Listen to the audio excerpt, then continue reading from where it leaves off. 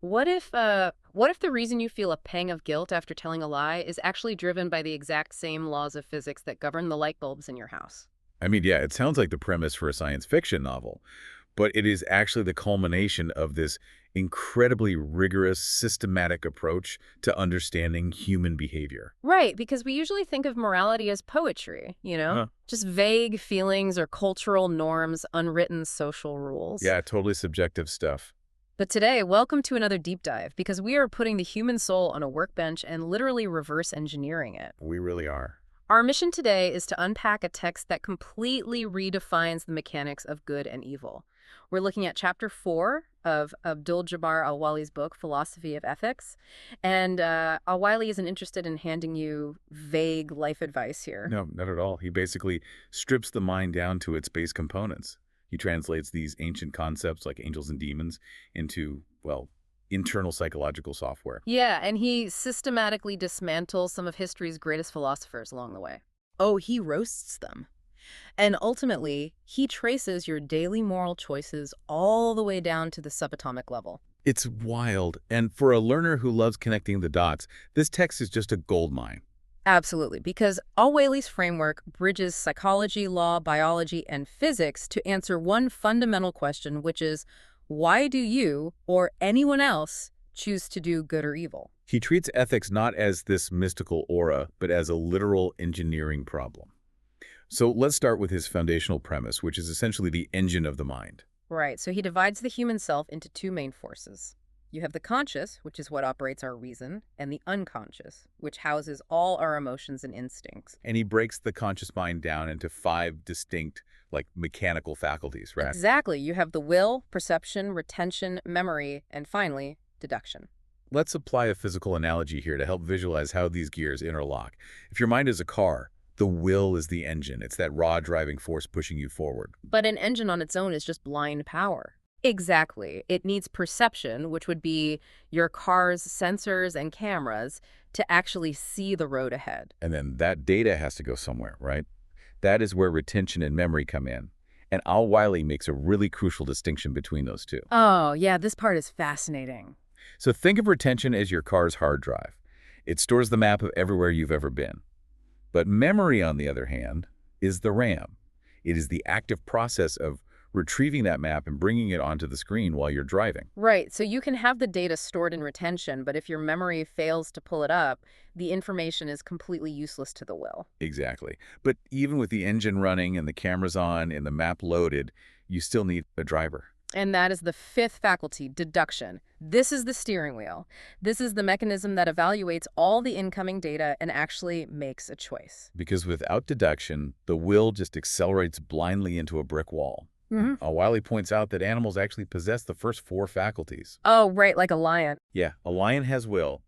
It perceives an antelope, it retains the information that hunting brings food, and it recalls that memory.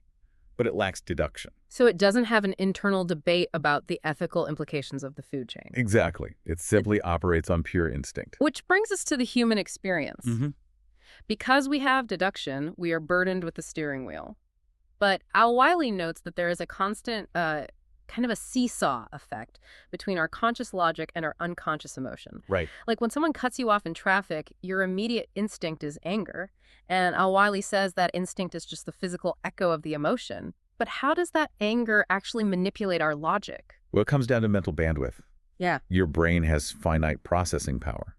Both your conscious faculties and your unconscious emotions have to draw from that exact same limited resource pool. Okay. So when you get cut off in traffic and you experience this massive spike in your unconscious, this surge of intense anger, it physically hogties the processing power. Wow. So it inevitably weakens your conscious faculty. Right. Your deduction drops because your system is just completely overwhelmed by the emotional spike. Wait, so does that mean we literally cannot be highly emotional and highly logical at the exact same time? That is exactly his point. Your steering wheel essentially locks up. You have to fight to regain control of deduction, while the engine of your emotion is just redlining. That makes so much sense. And that internal wrestling match over the steering wheel leads directly into how Al-Waily fundamentally redefines the concepts of good and evil inside us. Yeah, he strips away the supernatural elements entirely. Right. He argues that what we call conscience is simply your collection of positive psychological emotions, so compassion, tolerance, courage. And what history has personified as Satan or demons, Mhm. he says that's just a metaphor for your negative psychological emotions like cruelty, hatred, greed. I love how he supports this translation of ancient wisdom by pointing to religious texts. Like, he uses verses from the Quran about the whisperer in the chest and quotes from Imam Ali. Yeah, he argues these whispers have always been descriptions of purely internal psychological struggles. There is no external monster with a pitchfork trying to trick you. Right. It is literally your own negative emotional software attempting to override your deduction. He also draws a very strict line between physical emotions and the psychological emotions, which I think is vital. Hmm. Physical emotions like hunger, thirst, or physical pain, those are just the body's dashboard lights. The check engine light. Exactly. If you eat an apple because you're hungry, there's no moral weight to that. It's just survival. But a psychological emotion, like cruelty, operates completely differently. Right. If physical pain is a dashboard light, cruelty or hatred is like putting bad fuel directly into the engine itself. Oh, that's a good way to put it. The car might still drive for a bit, but the engine starts to knock. It degrades the internal parts. And over time, that bad fuel damages the actual soul and destroys your ability to drive harmoniously. So, if evil is simply this bad fuel, a psychological malfunction of negative emotions, how should society handle people whose engines are completely ruined by it, like criminals? Yeah, let's apply this to a real-world dilemma, because Al-Waily has a surprisingly pragmatic view on justice. He says a moral person must hate the crime, like theft or murder, but shouldn't harbor hatred for the criminal themselves. Right, because the criminal might have been an excellent citizen if they just had better genetics or a healthier upbringing or better education. But wait, if we don't hate the criminal, does Al-Waily think we should just let them go? Because that sounds a bit naive. Oh, no, absolutely not. He provides a massive counterbalance there. He argues that punishment is absolutely necessary, but we have to completely change the motivation behind it. Okay, how so? You shouldn't punish out of a desire for emotional revenge, because revenge is just adding more bad fuel to your own engine. Instead, punishment should be viewed as, and this is his exact phrase, trimming a predator's claws. Wow. Trimming a predator's claws. That is a brutally clear visual. Yeah, it completely removes the emotional vengeance from the equation. The punishment is just a mechanical necessity for deterrence and to protect society. You don't hate a lion for being a lion, but you still build a fence so it doesn't eat your village. Right. You trim the claws to stop the harm, not to exact moral vengeance upon the soul of the offender. And he pushes this logic even further by warning against the trap of blind forgiveness. Yeah, he argues that forgiveness is actually a moral failure if it encourages the criminal to reoffend or if it causes the victims and society to suffer. Because if you forgive the lion, and the lion just goes on to eat someone else, your forgiveness caused more overall suffering in the system. True ethics requires you to punish when forgiveness would cause more harm. It is a calculation of systemic well-being. Yeah, and this pragmatic, balanced approach puts Al-Waily at odds with some of the most famous Western philosophers. Oh man, he lines up various philosophical schools and methodically knocks them down using his framework. It's fascinating. Let's look at how he takes the framework we've just built, the 5 faculties, the bandwidth struggle, the psychological versus physical emotions, and uses it as a stress test. First on his roast list is hedonism, the philosophy that maximizing physical pleasure and minimizing pain is the ultimate good. Yeah, and hedonism fails his stress test immediately based on the dashboard light principle. Right, because physical pleasure and pain are just bodily indicators. They aren't morality. Exactly.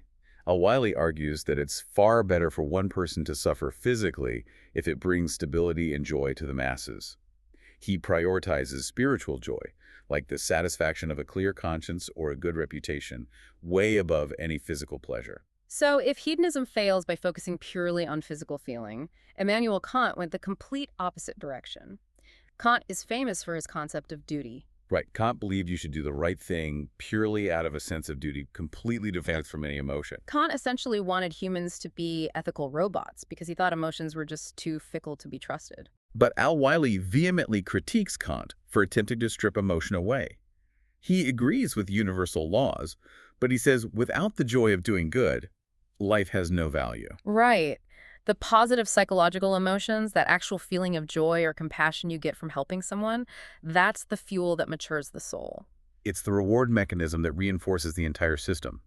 Doing your duty coldly loses its spiritual value. Okay, so if a system requires positive emotion, what does Al-Waily make of Auguste Comte and positivism? You know, the whole live for others idea. Oh, I love his critique of this. He uses what we might call the oxygen mask rule. Yes, Al-Waily warns that you cannot destroy yourself just to make others happy. Living entirely for others to the point of self-erasure creates a mechanical imbalance. Because you are part of everyone. You should seek happiness for everyone, including yourself. You shouldn't step on others' rights, obviously, but you can't erase your own rights either. Put your own oxygen mask on first. If you deplete your own engine until it breaks down, you lose the capacity to help anyone else anyway. It's exactly. But his biggest, most aggressive critique is aimed at Herbert Spencer and evolutionary ethics. Right, so Spencer claimed that morality and ethics were late-stage developments in human evolution. Like, nature was purely selfish and violent until complex humans finally came along, developed deduction, and just invented ethics. And Al-Waily utterly destroys this by pointing straight to the animal kingdom. He brings receipts.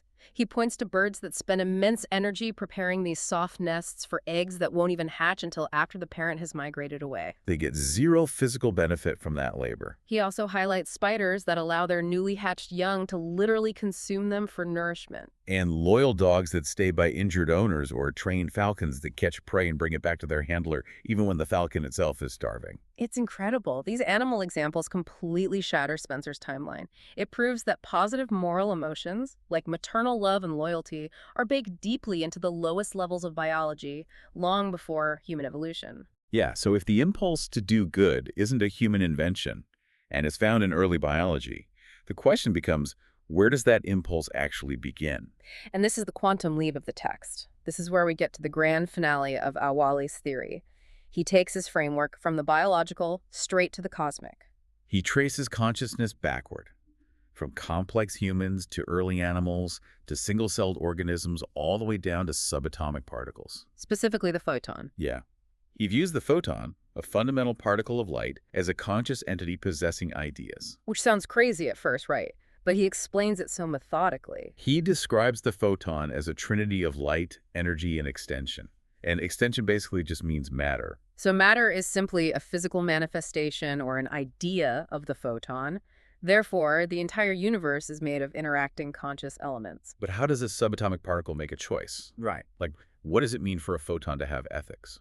It all comes down to the search for harmony. If the universe is built of these conscious building blocks, they are constantly interacting, trying to find stability. Right. So good is simply whatever action benefits the harmonious existence of yourself and others. And evil is whatever action creates destructive friction and harms that harmony. And this plays out from the subatomic level all the way up to human society. So human ethics isn't an accident. It's literally the universe trying to harmonize with itself. But because existence is this constant interaction of elements, some are going to clash. So hardship is inevitable. It's a mathematical certainty. Right, there will always be friction. But that friction isn't meaningless. Yeah. Al-Waily argues that prophets and wise people exist to guide humanity through the fire of history. Yeah, that hardship we experience is the mechanism that burns away bad morals. He uses this really beautiful analogy.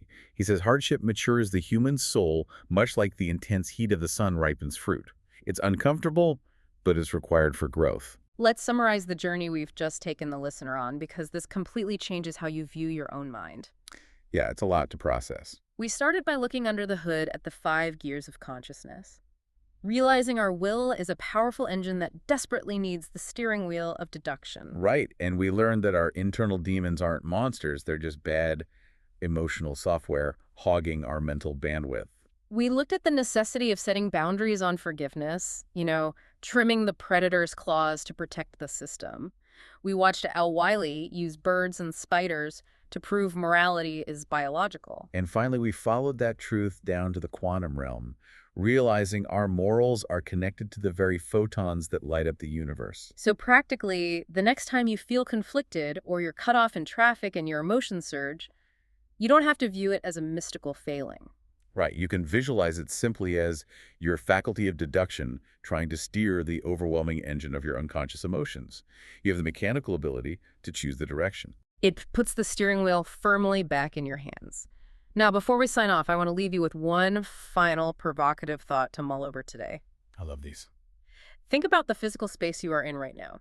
If Al-Wali is right and consciousness goes all the way down to the photon, is it possible that every physical interaction happening around you right now, like the light hitting your screen or the heat from your coffee, Hmm. is a tiny foundational act of the exact same cosmic will that drives your own moral choices today? Oh, wow. That is a staggering perspective to carry into your day. All right. Well, thank you for joining us on this incredible deep dive into the mechanics of the mind. Stay curious, keep exploring, and we'll catch you on the next deep dive.